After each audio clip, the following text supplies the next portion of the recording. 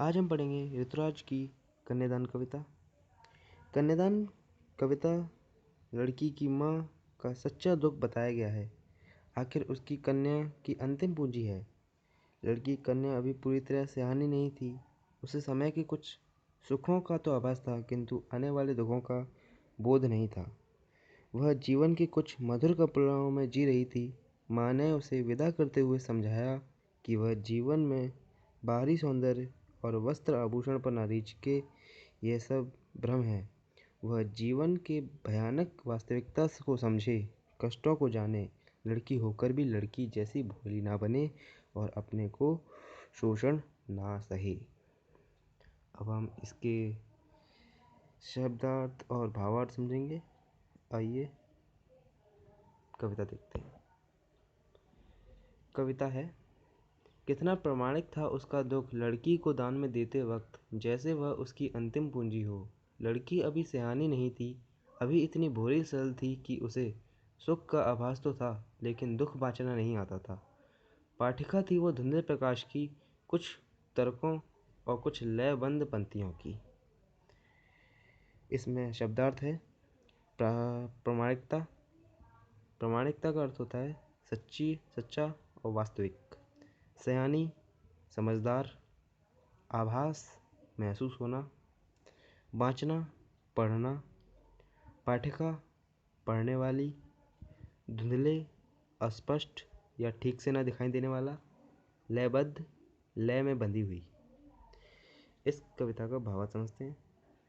इसमें कवि कहता है, कन्यादान करते समय लड़की की माँ का दुख बहुत वास्तविक था। वह सचमुच दुखी थी, क्योंकि कन्या ही उसकी एकमात्र पूंजी थी। उसी से वह दुख सुख की बातें करती थी। उसकी अभी बोली नहीं थी। उसे दुनिया के स्वार्थी व्यवहार की समझ नहीं थी। उसे ससुराल पक्ष के कठोर सच्चाइयों और पुरुष प्रधान समाज के बंधनों का ज्ञान नहीं था। उसे विवाह के सुखों का कुछ कुछ एहसास तो था, किंतु वैवाहिक जीवन के झंझटों और दुखों का ज्ञान नहीं था। उसे सुख में छिपे दुखों का समझ नहीं थी।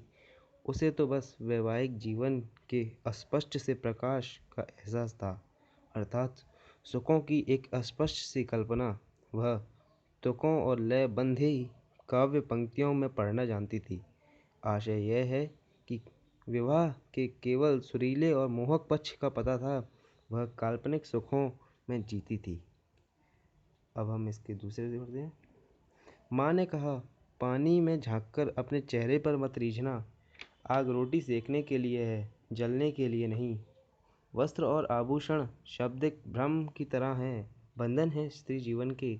माँ ने कहा, लड़की होना पर लड़की जैसी दिखाई मत देना। इसमें शब्दार्थ देखते हैं। रीझना। रीझना का अर्थ होता है प्रसन्न होना। आभूषण। आभूषण का अर्थ है गहने। शब्दार्थ शाब्दिक भ्रम, शब्द द्वारा फैलाया गया संदेह या भ्रम। भावार्थ समझते हैं। कन्या की माँ ने कन्यादान करते हुए अपनी बेटी को सीख दी, बेटी तू ससुराल में जाकर अपने सौंदर्य पर मधु मुग्ध न होना। दर्पण में अपना चेहरा देखकर उस पर ही न रीझना। यह आशय यह है कि ससुराल में लोग तेरी सुंदरता की प्रशंसा करेंगे। तुम उनकी आंखों में सुंदरता देखकर अपने पर मोहित न होना, वरना यदि यही मुग्धता तुम्हारे बंधन का कारण बन जाएगी। माँ ने कहा, बेटी आग से बचकर रहना। यह रोटी सेकने के लिए है, जल मरने के लिए नहीं। अतः सावधान से निर्वाह करना। गृहस्थी के काम जरूर संभालना, किंतु आचार को न सहना, अत्याचार को न सहना। तुझे जो सुंदर सुंदर वस्त्र और गहने मिलेंगे, उनके छलावे में न रहना। हे बहू को घर गृहस्थी के जीवन में बंधकर मोहक अस्त्र होते हैं। शब्द जैसे शब्द जाल में वास्तविकता का भ्रम खड़ा हो जाता है, उसी प्रकार कपड़ों और गहनों से भी भ्रम बन जाता है। ससुराल के लोग तुझे बहुत प्यार करते हैं, वास्तव में वे ऐसा करके तुझे कोल्हू में पेलते हैं।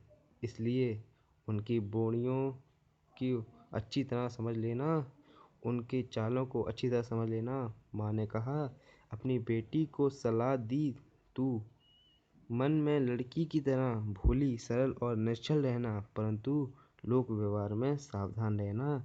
यह ससुराल प्रकट न होने देना कि अपनी सरलता प्रकट ना होने देना, वरना लोग तुझे मूर्ख बना देंगे और तेरा शोषण करेंगे।